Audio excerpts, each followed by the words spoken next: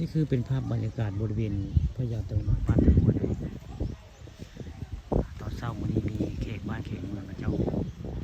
มาเที่ยวได้บริเวณพญาเต่างอยบ้านตะโกยวันนี้ภาพบรรยากาศในบริเวณพญาเต่างอยบ้านตะโกยวันนี้มีคนมาเที่ยวแต่เช้าได้วันนี้นี่คือภาพบรรยากาศตอนเช้าวันนี้มาบริเวณพญาเต่างอยบ้านตะโกยได้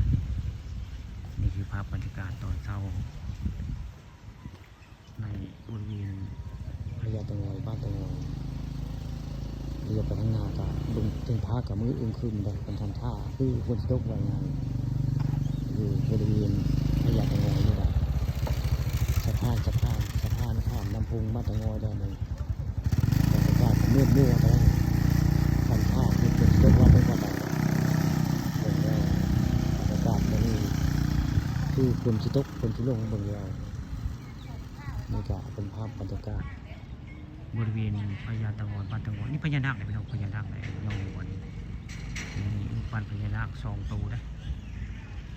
บริเวณพญาเต่างอยบ้านเต่างอยพญานาคสวยงามเลยครับเจ้าปั้นขากปั้นคือที่แท้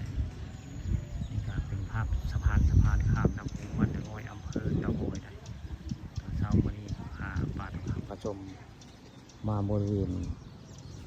พญาเต่างอยบ้านเต่างอยแล้วมื้อนี้นี่คือภาพบรรยากาศตอนเช้าบรรยากาศไม่ได้อึมครึมนะมันนี่ทำท่าอึมครึมมันนี่สงสัยสิวันรวยเนาะเลขออกมันนี่วันเลขออกแต่เดี๋ยวทางหน้ากันที่เห็นได้เจ้าเขตบ้านเขตเมืองเจ้ามาเที่ยวมีอยู่3-4 คนได้ใช้ยางเข้าไปขอพรตามเบอร์